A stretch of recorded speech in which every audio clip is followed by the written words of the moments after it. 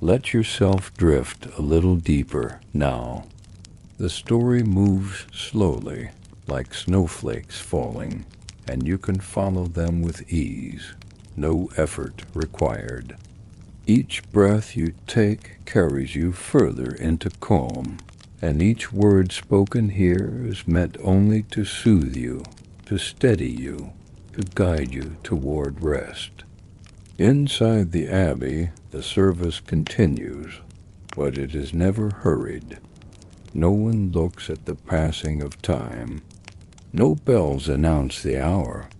Here only the flame matters, and the silence that holds it. The candles burn brighter now, their glow reaching even into the corners of the great hall. Shadows retreat, curling back along the stone pillars like shy creatures returning to their dens. The light spreads across every carved surface, the saints' statues, the wooden beams, the chalices placed upon the altar. All are bathed in the same golden warmth. You sit among the villagers, and though you are surrounded by many, it feels as though the silence draws you closer together. It is a shared stillness, a communion of presence. Every breath seems to blend into one, as though the entire gathering inhales and exhales as a single body. From somewhere far above, you hear the faintest groan of wood, the beams stretching, responding to the warmth after the long chill. It is not loud, but it is alive, reminding you that even in silence, the abbey itself breathes with you. The priest's words soften. He speaks of light that is both outer and inner. He reminds those gathered that the bees who gave their wax worked tirelessly in summer's heat, creating sweetness that has now become flame. And so, too, do our own labors, each act of kindness, each quiet devotion, become light for one another in dark seasons.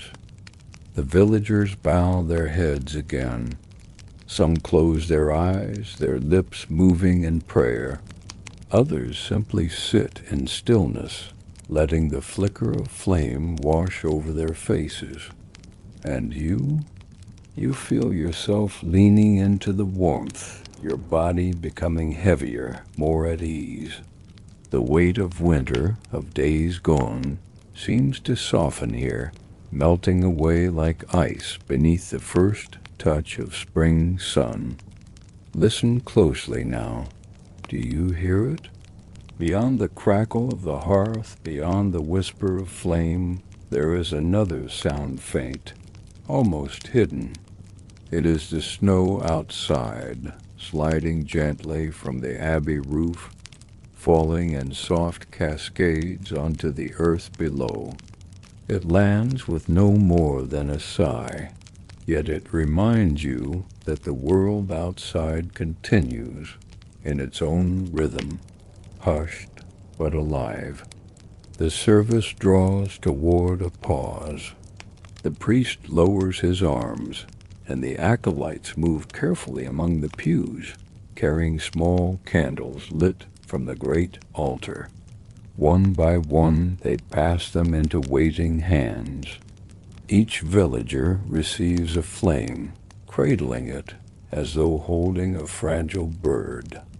Children cup their palms around the light, wide-eyed, protecting it from the faint draughts that whisper through the old stone walls. Now the abbey glows not just at the altar, but everywhere. Hundreds of small flames shimmer across the hall, twinkling like stars that have descended to rest among the people. The hush deepens, almost reverent, to the point of being sacred. You hold your own candle now. Its light is soft but sure, steady in your hand. The wax begins to warm beneath your fingers, a reminder of its living essence. The The flame dances slowly, leaning this way and that, yet never faltering. It is as though it recognizes you, as though it knows you are part of its circle of light. The priest invites all to rise, and in unison the villagers stand, their candles held high enough to glow upon their faces.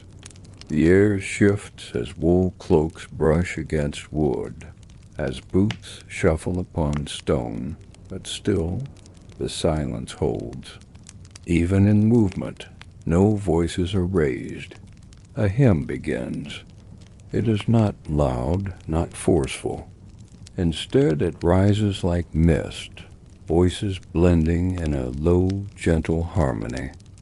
The melody is old, older than memory, passed from one generation to the next like a treasured gift.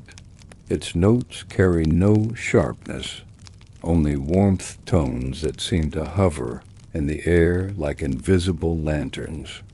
The sound is simple, yet it seems to reach into the marrow of the abbey itself.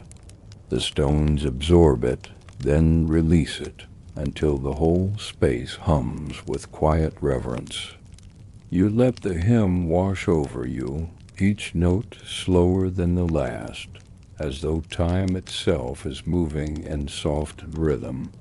With each line, your body grows more relaxed, your mind more still. It is a lullaby in every sense, guiding not just children, but all souls present into peace. And then it fades. The final notes linger like snowflakes caught in the air, and then dissolve into silence once more. The villagers bow their heads. The priest lowers his candle. The hush becomes whole again. This is the heart of Candlemas, the blessing of light shared and multiplied, carried within each hand, each heart. For though the flames will one day flicker out, the memory of their glow will remain. And in the memory, there is warmth enough to last until spring returns. Now the service is done, but the silent feast has only just begun. The villagers move carefully toward the refectory, the abbey's dining hall. Still holding their candles, they form a procession that glides like a river of light through the corridors. Their footsteps echo gently, softened by the waxed stone floors. Every corner of the abbey becomes touched by glow as the procession passes. You join them, following the warm trail of flickering flame. The corridor smells faintly of herbs hung to dry, their fragrance softened by winter air. Somewhere a draught slips through the cracks of an old shutter, and the candle flames bend but do not break. They endure as light always endures. At last, the procession enters the refectory. Long tables are set with bread, cheese, and bowls of steaming broth, the simple foods of winter. Yet tonight they seem more than enough, for it is not the food itself that matters most, it is the silence in which it will be shared. The villagers place their candles along the tables, so that light pools across wooden surfaces, casting halos around each loaf and bowl. No one speaks above a whisper.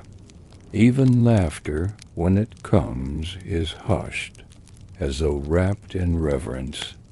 And here begins the silent feast.